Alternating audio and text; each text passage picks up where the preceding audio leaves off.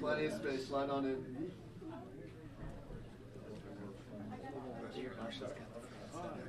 Come on in. I had it yesterday. I didn't believe it.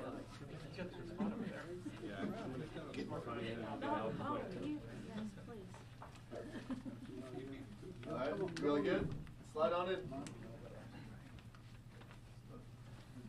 Thank you very much for coming. Holly Mae is signing today. Josie McBride is watching. Chaplain John Denny, please. Thank you, Governor. Good afternoon. I'm Chaplain Denny with the South Carolina National Guard. I have a mantra today that I've been sharing with people, and it's from Winston Churchill. He said, when you're going through hell, keep going. And South Carolina has once again been tested, and as always, South Carolina will be resilient.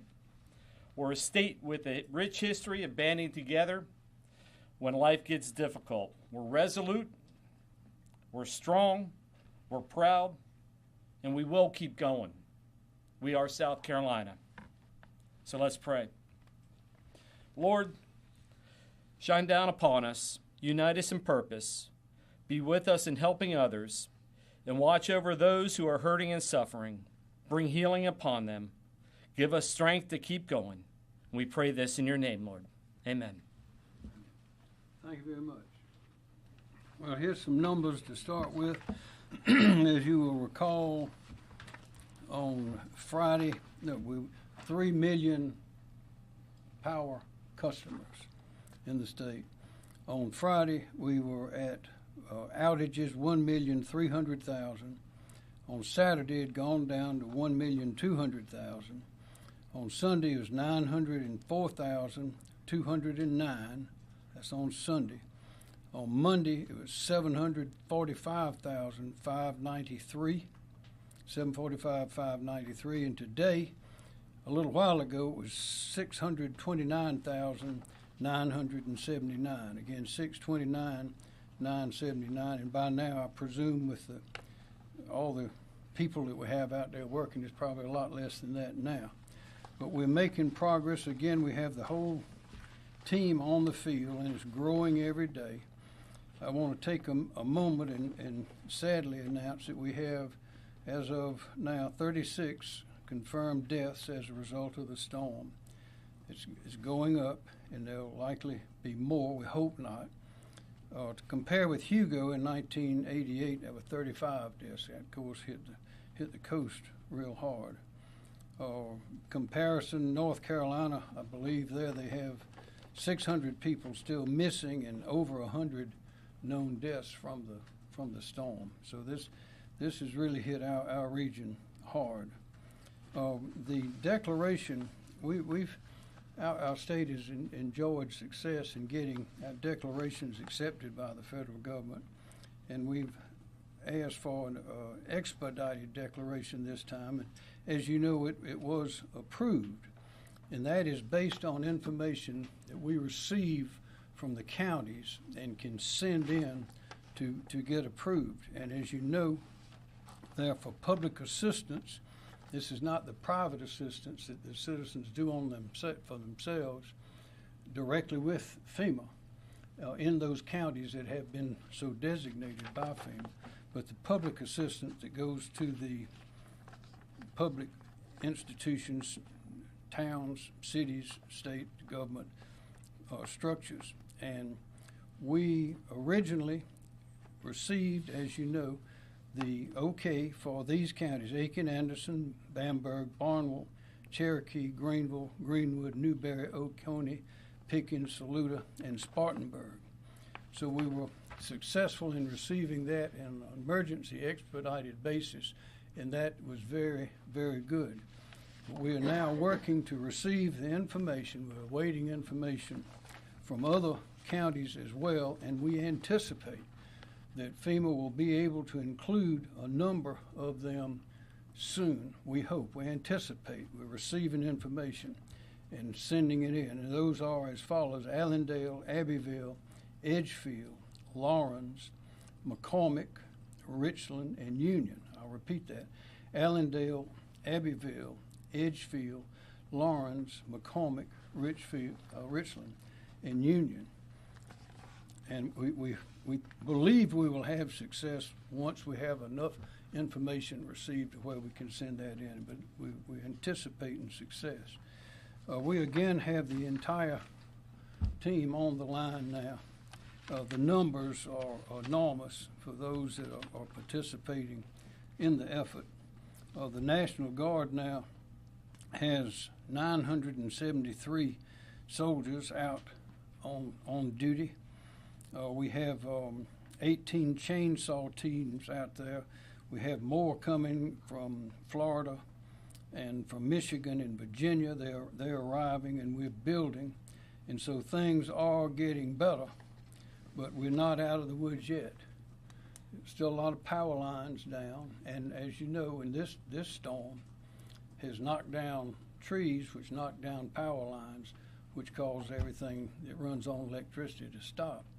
And we still have this choke point. Although we're getting more and more chainsaw crews, we still have to be careful. The companies have to be careful, and those that they get to assist have to be careful. We can't remove the debris, the trees off of the power lines until we get the power lines turned off. So that is a choke. That's something that's a little different from ice storms and other things that we've had. We have telephone poles down. In an ice storm, usually don't get that. But so that is the thing that's hindering. But we're working hard to work through that. And with this team, we've got a magnificent team, and you'll hear from some of them right now. We're looking for great success. The Congaree River, we're told, has crested, but there's downstream there are some rivers that have not crested. So we would ask everybody to be on the lookout from their local sources, particularly, as to when and where to expect those floodings. But there'll going to be some more flooding. We don't think it'll be anything that we haven't seen before, but we're going to have some pretty good flooding. So be sure to check for your local information on that, and also we'll be providing what we have. Andrew Phillips, Chief of Preparedness, South Carolina Emergency Management Division. Thank you, Governor. SCMD continues to coordinate with SCDNR flood mitigation program and National Weather Service hydrologists ongoing the river flooding the governor just mentioned. Yes, sir. Yes, sir. Gotcha. Most of the rivers in the western half of the state are still elevated, but they are starting to go down. As the governor mentioned, some of the ones we talked about in the press conference yesterday, the Congaree River in Columbia, that did crest yesterday late morning into the early afternoon hours and has fallen about 10 feet since then. It's still elevated, but it is now in minor flood stage. And then in Kershaw County, the Watauga River, that continues to go down as well, so that is now into moderate flood stage. But as the governor mentioned, we do have some rivers across the eastern portion of the state which continue to rise.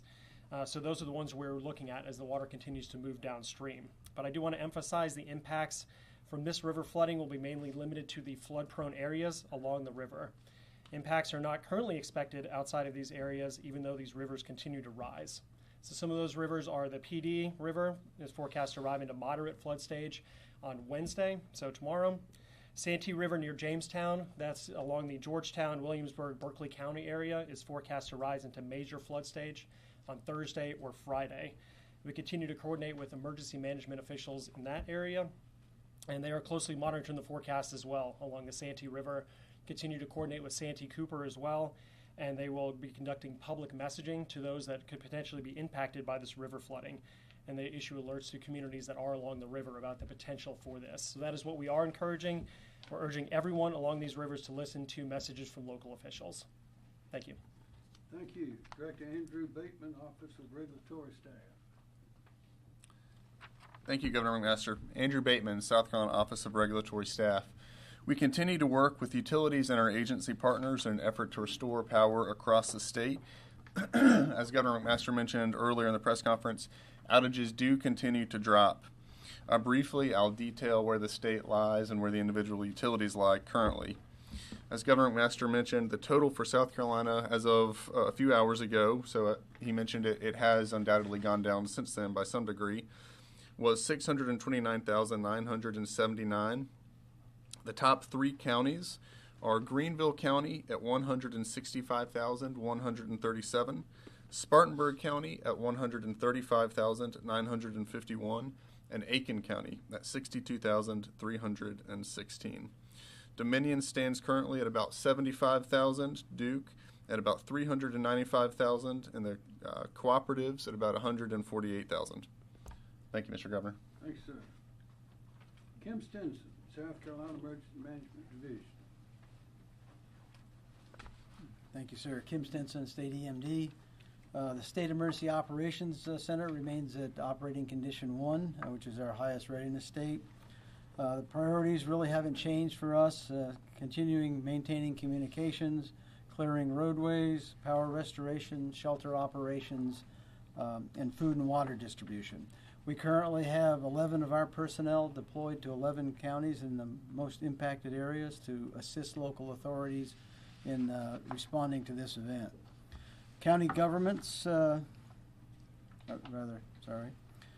operational focus in those particular areas, in those counties, similar to ours, is power restoration, road clearing operations, sheltering, and food and water distribution. Damage assessment is ongoing in many counties, but we do have some updated information. On the residential side, 18 counties are reporting over 1,500 damaged homes, of which 66 are destroyed and 517 with major damage. Public assistance costs, that's the infrastructure damage and emergency protective measures, are being reported by 36 counties for a total of $16 million. And both of those are subject to change here as we move forward. And they went up significantly since yesterday. County governments are closed in 8 counties, with 1 county on delay today, and that's trending down, which is a good sign. In the logistics area, we have action 599 requests, of which 241 have been completed and 358 are in progress. The most requests have been for food, water, fuel, and chainsaws. And so far, we have distributed 274,000 meals, 281,000 liters of water, and 3,500 tarps.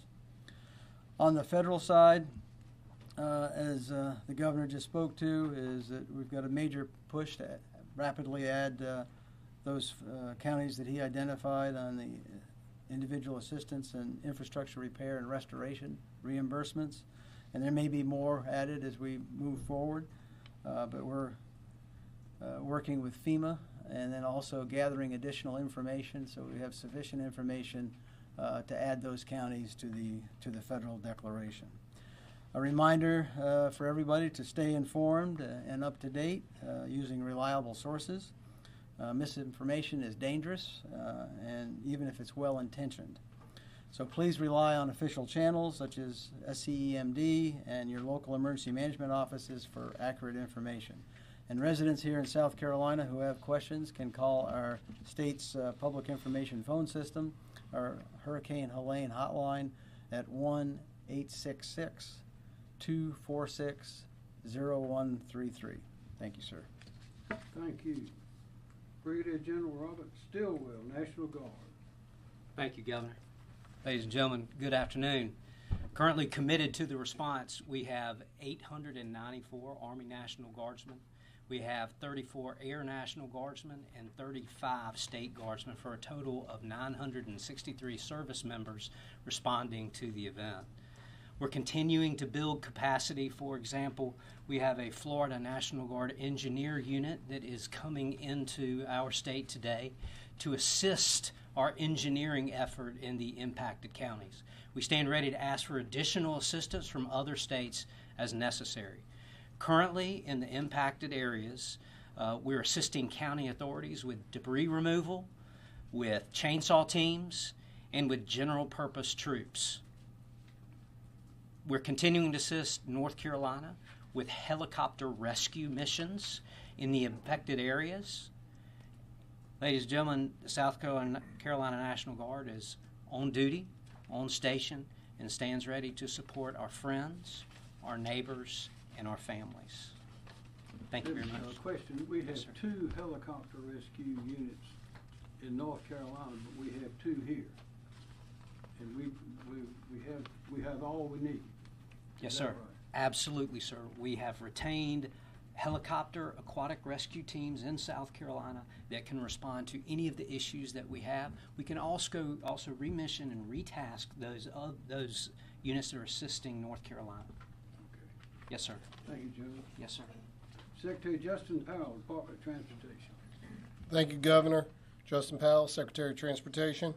SCDOT continues its 24-hour operations in response to Hurricane Helene.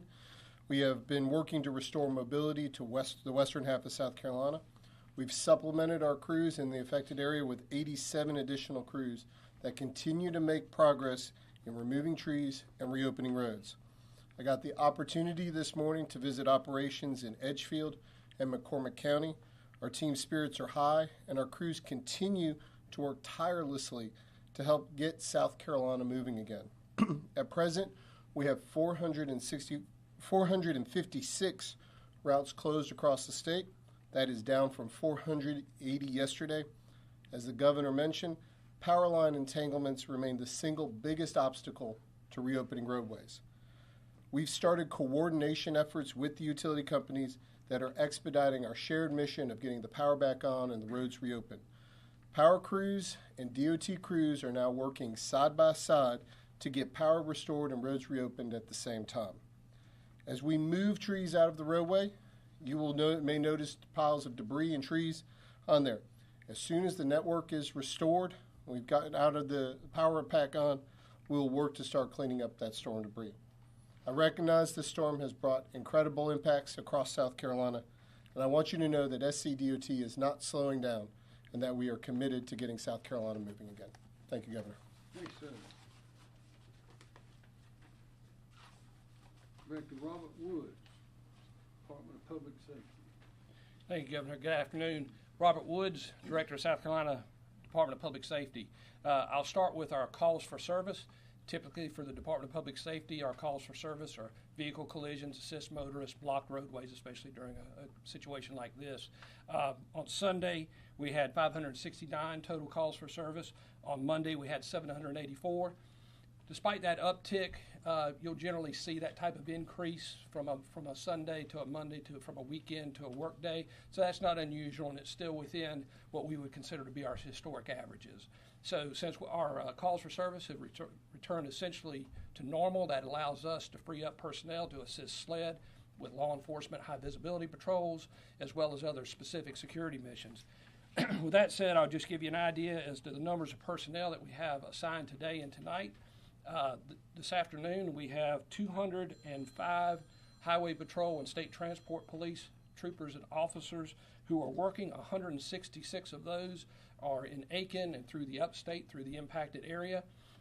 33 of those are specifically detailed. Of those 166, 33 of those are specifically detailed to assist SLED with security missions. Tonight, we will have 102 personnel who will be working, and 62 of those will be in the upstate area, and 3 of those personnel will be specifically tasked to SLED. Governor, that's all I have. Thank you. Thank you. Chief Mark Keel, SLED. Thank you, Governor. Mark Keel, SLED Chief, ESF 13, SLED, DNR, Triple P, South Carolina Department of Corrections, and DPS Highway Patrol are currently providing 191 agents, officers, and troopers to support local sheriffs and police chiefs with a variety of security-related missions within the 19 counties and 4 cities. Those counties are Aiken, Allendale, Anderson, Bamberg, Barnwell, Cherokee, Edgefield, Greenville, Greenwood, Hampton, Laurens, Lexington, McCormick, Newberry, Oconee, Pickens, Saluda, Union, and Spartanburg, and the cities of Greenwood, North Augusta, Pacolet, and the city of Union. These officers, troopers, agents are conducting roving patrols in those counties at gas stations, businesses, residences, also in those rural areas where there is no power, to make sure that we have an increased law enforcement presence in order to maintain order and public safety. Assisting with security at food drops, distribution locations, points of distribution to assist with law enforcement protective measures as citizens come to get those items at those points of distribution. We're currently also tasked with aviation requests for disaster assessment both in Pickens County and Greenville County. We flew missions there yesterday, and we're in those counties again today flying to make sure that that disaster assessment flights are completed. In addition, we have law enforcement from other agencies, Myrtle Beach PD, Mount Pleasant PD, Conway PD, and Sumter PD, that are also assisting our state partners. That's all I have at this time, Governor. Thank you, Chief. Director Emily Farr. Thank you, sir. Emily Farr with the Department of Labor Licensing and Regulation. Give an update on the state's search and rescue efforts and also have a few important safety messages. First, in response to requests from the counties, LLR State Fire Division is continuing to support missions with urban search and rescue teams and fire department resources through firefighter mobilization. As of today, we now have 297 personnel assigned to mission requests. We also have both FEMA urban search and rescue teams that arrived from California that are now here in South Carolina working on missions today as well. I do want to take just a moment to thank all of our local emergency responders, our search and rescue teams, and our firefighters, particularly those also that are providing those highly technical rescue missions in partnership with the National Guard on the helicopter aquatic rescue team missions. All of them are not only responding to their own affected communities, but they are providing and sending resources from across the state to provide additional support to these communities. So to all of them, I want to express that your efforts don't go unnoticed, and we greatly appreciate everything you are doing to support the state's mission. Just a couple safety notes. Two I mentioned yesterday on generator safety notes. We are getting reports from our teams that are out in the field that they are encountering citizens who are running generators in their homes. This is extremely dangerous. Must emphasize that generators should not be run inside your home. You should keep them at least 20 feet from doors, windows, and vent openings. That's 20 feet away from them. And never use them inside your attached garage either. With candle safety, if you decide to use candles, try to check your smoke alarms prior to any candle use. Consider using flashlights or battery-operated flameless candles if you can. But if you are using candles, make sure they're on a flat surface and never left unattended. Finally, just a note on tree trimming safety using chainsaws. I know many of us are out there working to try to remove debris. Of course, it's always better to get the power companies, the National Guard, the professionals that are out there to remove those trees. But if you do decide to do so, I can't emphasize enough how important it is to be careful and to assume that the power lines are energized that might be entangled in those trees. Perform a hazard assessment before you start any kind of work, and try to wear the right personal protective equipment, safety gear, eyeglasses, gloves, other sort of safety equipment like that. More information about those safety tips can be found at OSHA.gov. There are fact sheets there that can help out with ensuring proper safety. Thank you, Governor. Thank you, ma'am. Director Mike Leach, Department of Social Services. Thank you, Governor. Mike Leach, DSS. As of 2 p.m. today, South Carolina currently has 15 shelters open, 9 general population shelters, and 6 medical needs shelters open across the state, supporting 160 general population shelterees and 73 medically need shelterees. We continue to work with the Department of Public Health with the operation of sites, so that's a total of 233 folks that are utilizing the shelter services at this point in time. The mass feeding task force efforts are supplementing points of distribution operations. Their MREs and water have been delivered to the following counties: Aiken, Allendale, Cherokee, Edgefield, Greenville, McCormick, Newberry, Lawrence, Oconee, Pickens, Saluda, and Spartanburg. Currently, the Salvation Army is operating their canteens in areas in Aiken, Edgefield, and Barnwell counties, and Saluda County as well. The Southern Baptist Disaster Relief are currently mobilizing their feeding teams to open kitchens in Cherokee, Spartanburg, and Aiken counties, and they are currently operating a quick response unit providing 1,000 meals a day in Greenwood and Lawrence County. The state also put in a federal request for an additional 15,000 shelf-stable meals and water to be delivered to Aiken County and dispersed regionally after that. And the American Red Cross is working on a fleet of emergency response vehicles to help distribute food to communities with the greatest needs. That's all I have. Good question. Are we meeting the needs that are being presented to us? Yes, sir.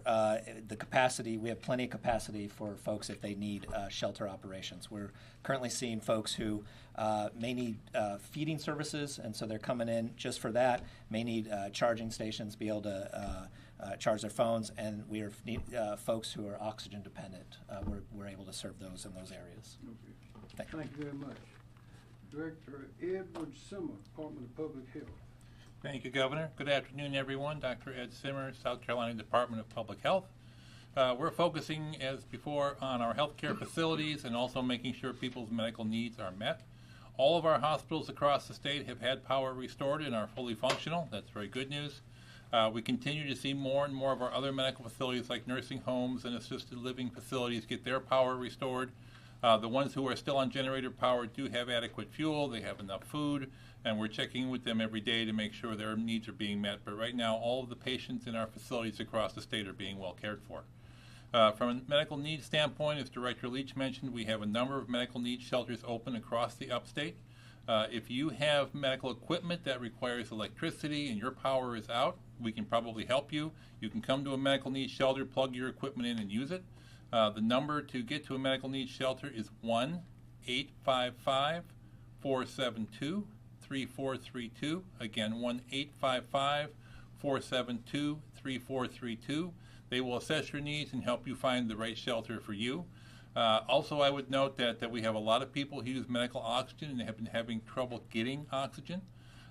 With partnership with FEMA, which we appreciate, we now have over 1,400 oxygen canisters that we have gotten to the upstate. We are distributing those to each of the counties, and if you visit our website at dph.sc.gov, you'll see a list of counties and the contact in each of those counties where you can call to obtain those medical oxygen bottles so your supply does not run out. We also have some oxygen generators that you plug in and it makes oxygen, again working with FEMA, and those are available as well. If you have other medical needs, certainly try your provider first, but if your provider is not available, let us know that, and we will certainly try to assist. Finally, just a couple other safety points following up with what Director Farr had to say.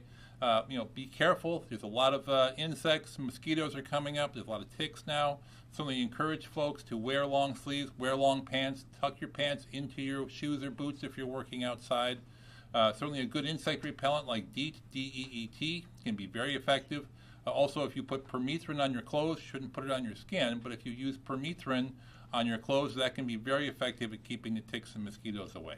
With that, Governor, I do have one more thing, I'm sorry. Also, for those who are in the Women, Infant, and Children's Food Program, the Nutritional Supplement Program, we are going to be doing waivers for the educational requirements, so it's basically extending people out 30 days, and we're moving that program to entirely remote operations in those areas for now, so you won't have to go to a health department to get your WIC benefits, and we will keep that going for as long as we need to until everyone has access. With that, Governor, that's all I have. Thank you, sir. What is permethrin? Oh, yes, sir. Permethrin. Permethrin, P-E-R-M-E-T-H-R-I-N, sir, is a chemical that you can spray on your clothes, and it is very, very effective at repelling pretty much all kinds of insects, but especially ticks and mosquitoes. Okay, thank you. Yes, sir. Director Myra Reese, Department of Environmental Services. Thank you, Governor, and good afternoon, everyone. Myra Reese, Department of Environmental Services. The team at Department of Environmental Services continues to support the state's effort 24/7.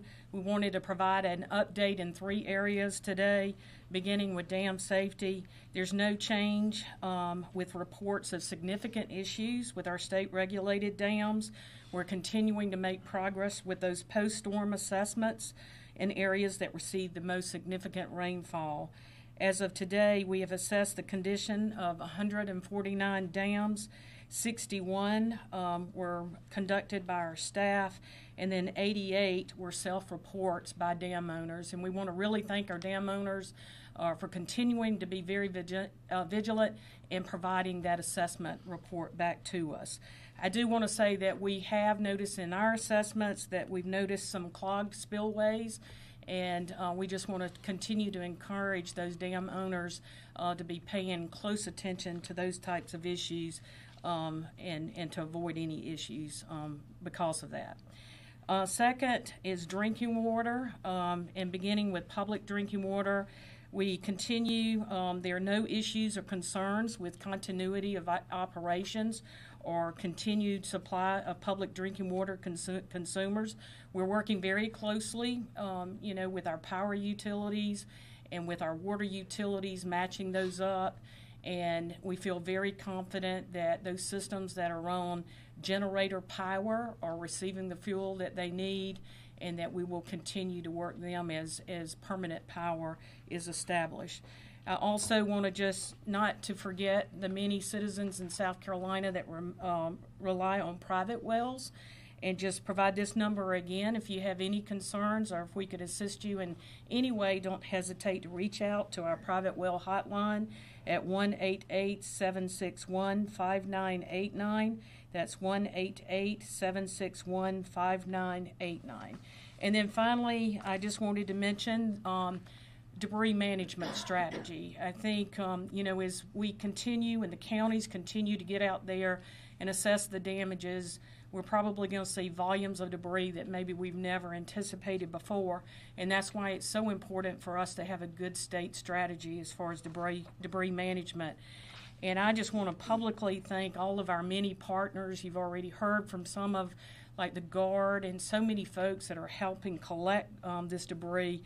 But then the debris's got to go somewhere once it's collected. And it's going to be very important for us to manage it appropriately. We're working very closely with our county partners who are identifying staging areas that we can bring the collected materials. And then we need to think about where that material is going to go. And we have businesses across the state that are really stepping up, being part of this solution with us. We have some businesses that have boilers that can use chips as fuel in their boilers, and they are stepping up to offer that assistance. We also have businesses that have wood chippers, equipment like that, and also recyclers that produce landscaping mulch. So all of these folks are stepping up and helping our state come up with a very good debris management strategy, and we greatly appreciate that. Thank you. Thank you. Director Marcia Adams, South Carolina Department of Administration. Yes, thank you, Governor. Good afternoon, Marcia Adams, Department of Administration.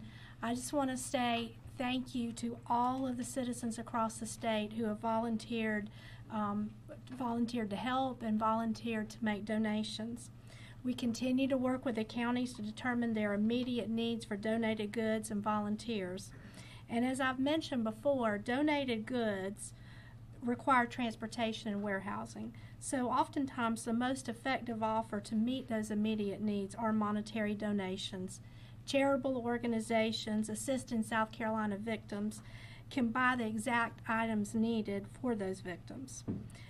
On the SCEMD website at scemd.org/recovery/volunteer and donate is a list of all of the organizations who are accepting monetary donations of goods or food.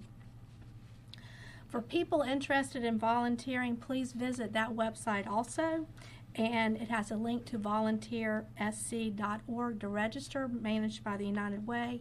Many of these volunteer opportunities do require some training, and we want people to be safe during their response and recovery operations.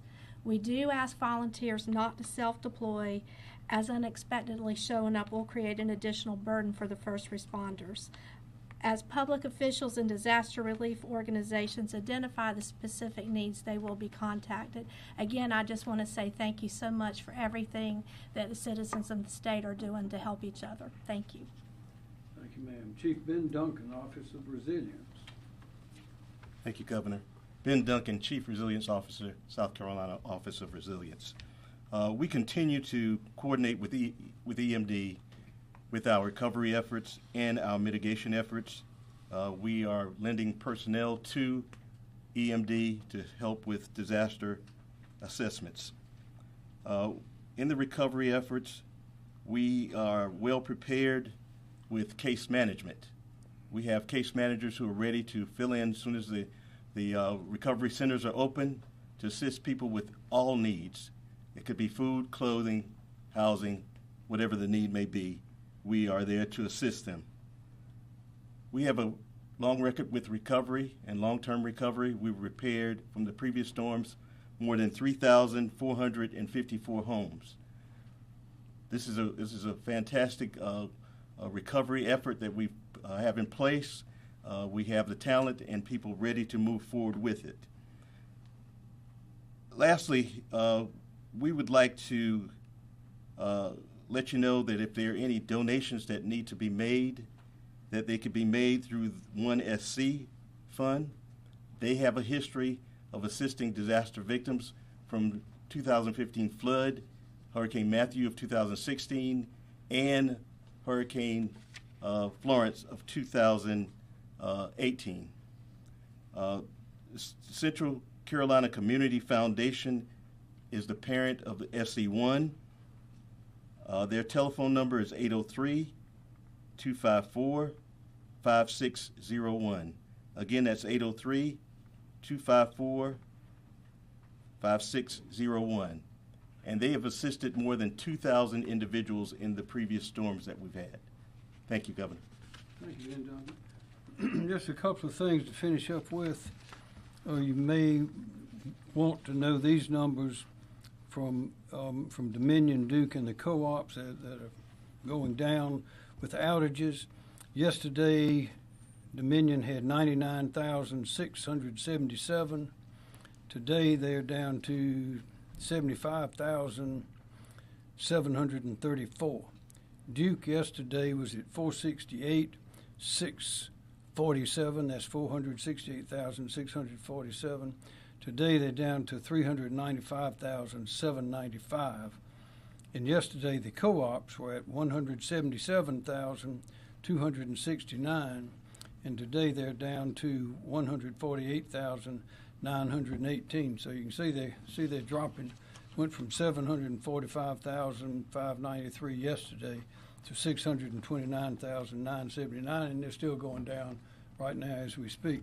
One final note, because of what we're seeing with these tragic deaths with trees falling on houses, falling on vehicles, people getting washed off the road, people trying to get out of the way of something in the road and running off the road.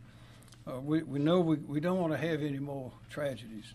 So we just urge everyone to remember a few things. One, where the rivers are going to be flooding, they haven't crested yet.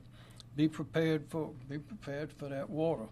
And also, as the water goes up in places, some of the animals that are in those dry places look for dry places to go, so you might encounter some animals. So be careful.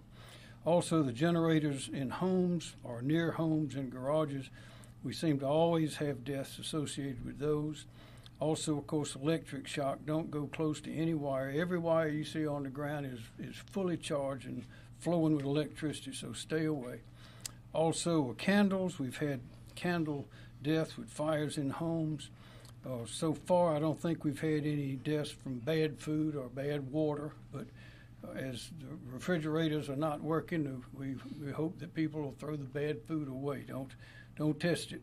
Don't ever drive through ponded water on a road.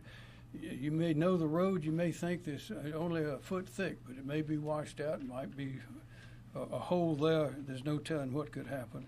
And also, again, don't let this be the first time you use a chainsaw. Let the experts use those things because they can hurt you. And also be careful about all the debris that you've heard is going to be on the side of the road for weeks. Once we get it out and get all power started back, then we'll start removing all of that debris. But it's going to be on the side of the road. Some of it may shift, fall in the road. So day or night, be careful for debris that may be in your way.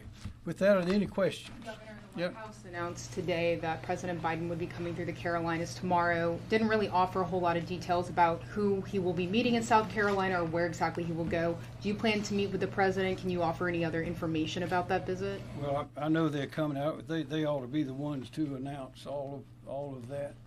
I plan on being in the upstate some tomorrow, so I have no announcement to make.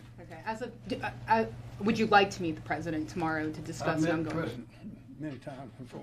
Well, let me ask it this way. As of today, what has been the ongoing kind of federal assistance for South Carolina? It's been superb. I finally was able to speak to the president yesterday afternoon after he missed me and I missed him, leaving. He left a voicemail, I left a voicemail. So we finally connected yesterday afternoon. He said that whatever we need to let him know, and we're doing that. Also, Secretary Buttigieg called yesterday and said the same thing, and also Deanie Criswell for FEMA has also called. So, and a number of the governors have called. So we're getting assistance, and we're asking for everything we need. And fortunately, we have a great team that's got a lot of experience and a lot of vision, and they're able to make full use of all these assets. Governor, follow up. Former President Trump was critical of President Biden, saying he's not sending aid to Republican areas. Are those comments helpful from the former president? Should he be weighing in on this? Those are questions for President Biden and President Trump. I have a question for Director Stenson. If you could, is there a way to kind of talk about, you mentioned the $16 million figure as far as damage goes and that's going to go higher. Is there a way to provide somewhat of a breakdown of where some of that money is coming from, or exactly what damage you're talking about as far as the $16 million? Well, it's a variety of areas. It could be emergency protective measures related to the event. Certainly all the food that's been distributed, that sort of thing. There is some infrastructure damage out there on some of the roads and bridges, and so that'll all be included in there. And we've got the information we have right now is certainly not final by any amount. So, do you have a guess of what the total may be in the end? I'm reluctant to do that, but I'm pretty sure it's going to be higher than the $16 million that we have right now. Do you have any update on cell tower outages and what might be happening with those? Some people in the upstate were saying they're still experiencing difficulty with connectivity. Yes. Yesterday, statewide cell outages across the state was 13%. Today, it's 9%. And someone asked about towers yesterday. That represents 650 towers out of a total of 7,500. And the most affected counties are Abbeville, McCormick, and Lawrence, and they're working on that. On those, is it all the carriers are affected, or is there one carrier that's affected more than others? I'd have to get you that information. I'm not sure, but I think all carriers have some of outages. But I can get you the information by carrier. Any indication, is it power related, or is it like telco infrastructure related? And will they be kind of reassessing those sites in the future to see if backup generators fail, that type of thing? I'm not sure. I know some is power and some is the infrastructure. I have to get you that information, and I'm sure after this storm they will be reassessing just to make sure that if there's any lessons learned, they can put those into action. I have a question about the dam. Are the privately owned dam owners qualified to capable enough to inspect some of the integrity of the dams as certified engineers?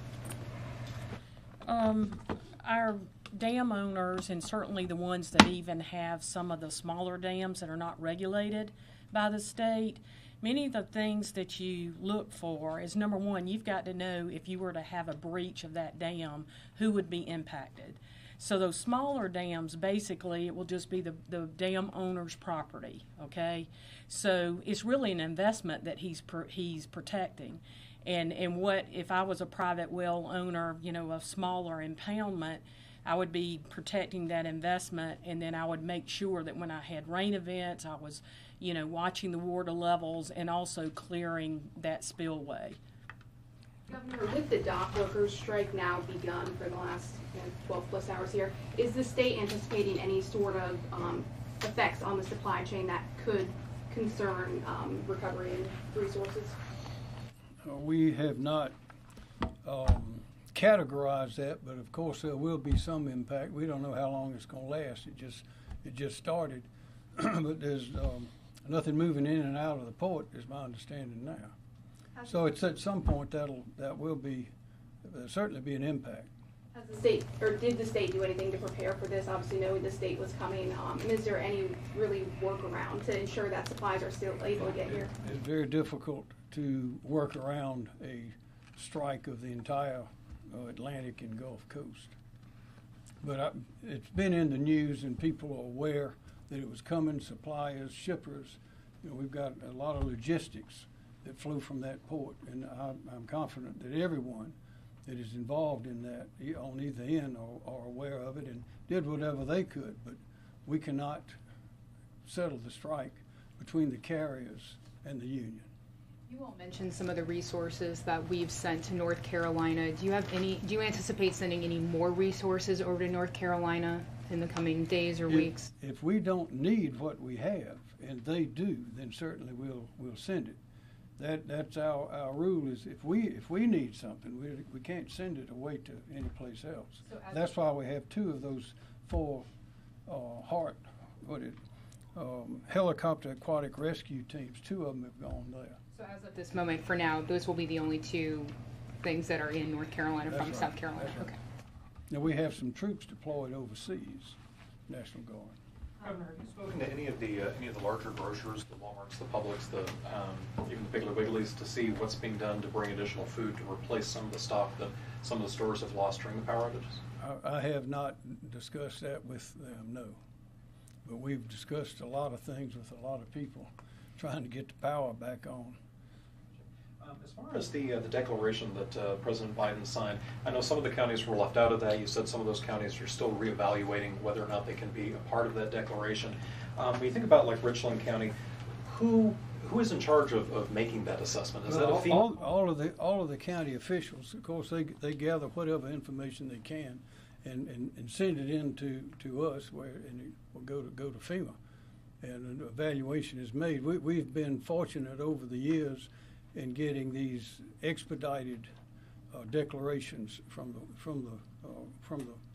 government, from the federal government, and I think we have built up some confidence when we send our information in, and so as soon as we have the information from the counties, as soon as we receive it, we send it in as quickly as we can, so they can make that determination. Some of those counties don't have the employees or the manpower to do those assessments. Does the state step in and help with the assessments? We try to whatever we can do to help or encourage, we do. But ultimately, that's a county officials. Normally, once they have a chance to assess things, and it takes a little time sometimes, then the process moves pretty quickly. And again, just getting the emergency declaration is a big step. I know there are some counties that have had gas shortages. Is there any kind of update as far as what that looks like now, whether there have been trucks coming in able to re-up that supply? Well, we know that the pipeline going through Belton and Spartanburg, we know they're working just fine, and Augusta was out and then was on momentarily, and I think maybe it's back on now. So coming in, we have very few stations that have no gas. The problem is if they don't have electricity, then if they've got a full tank below the ground, they can't pump it up. So that's Andrew, you want to answer that? Yes, sir. Thank you, Governor.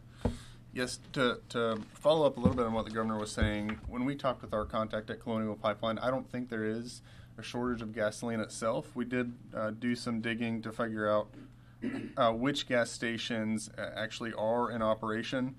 I have regions, the Columbia region, GSP, Aiken, Augusta, and the Savannah region, and it has a percentage as to which gas stations are closed. And for each of those 4 regions, at least based on the data we've got right now, the percentages are under 5% for each of those regions. So based on the data we have, there's gas, and most of the gas stations at this point in time are now open.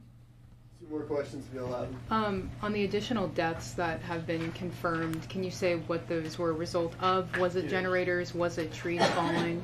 Yes, ma'am. Rob Woods, DPS. Yes, sir, I will. The governor's already covered most of the circumstances. The overwhelming majority of those have been from fallen trees. So that's where we're seeing it. What I can do is give you the list of the counties.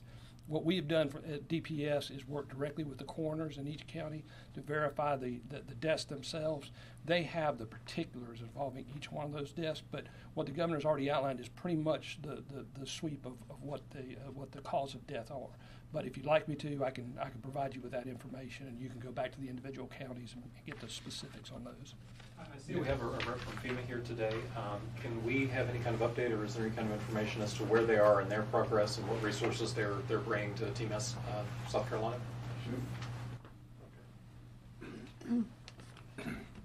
Good afternoon. I'm Brett Howard. I'm the Federal Coordinating Officer. We are currently in support of South Carolina and the governor's team here, as you've heard from all of them and the local responders that are out doing what it is they do. It is an enormous impact to this state. The great thing and the easy job FEMA's had is been helping and assisting the state.